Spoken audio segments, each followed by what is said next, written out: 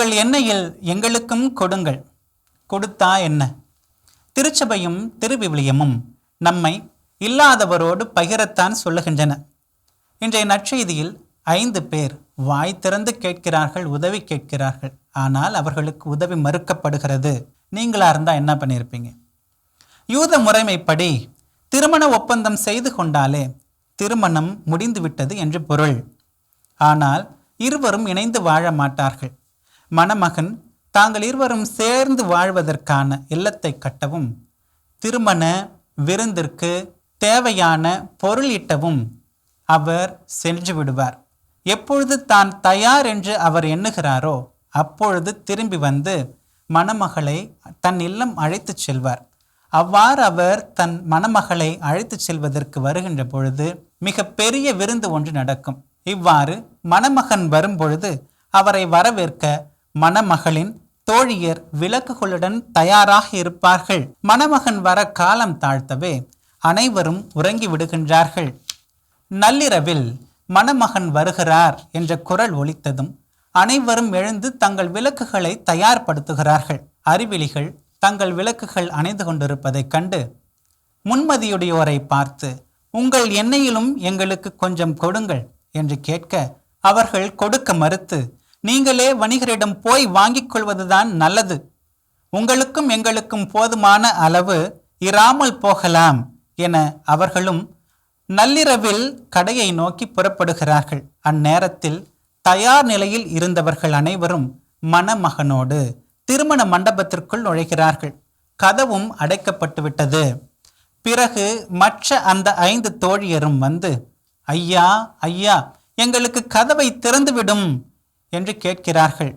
மணமகன் கதவை திறந்து அவர்களை பார்த்து, உங்களை எனக்கு தெரியவே தெரியாது என்று சொல்லி அவர்கள் முகத்திற்கு முன்பாக கதவை அடைத்துவிட்டு சொல்லுகின்றார். ஏன்? இவர்கள் அனைவரும் மணமகளின் தோழியர்தானே. இவர்களை ஏற்கனவே மணமகனுக்கு தெரியுமே.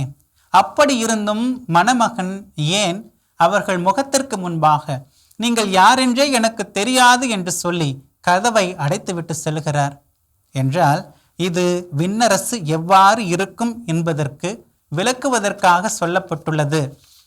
நாம் இயேசுவை சந்திக்க எப்பொழுதும் தயார் நிலையில் இருக்க வேண்டும் என்று குறிப்பிடுவதற்காக சொல்லப்பட்டுள்ள ஒரு நிகழ்வு இது.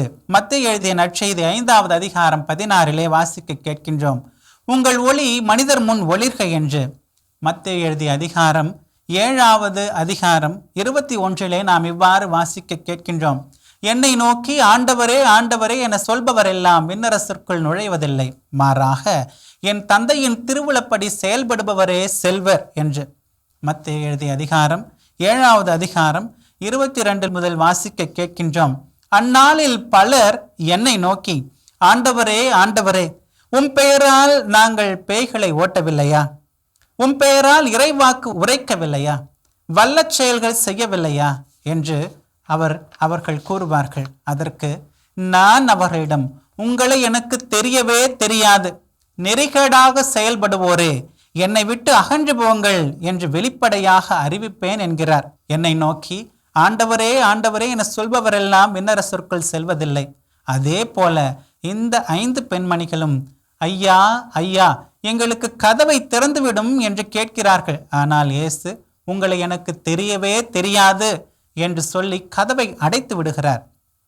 இயேசு நமக்கு கதவை திறக்க வேண்டுமென்றால் நாம் என்ன செய்ய வேண்டும்? விண்ணக மகிழ்ச்சியிலே நாம் நுழைய வேண்டுமென்றால் என்ன செய்ய வேண்டும்?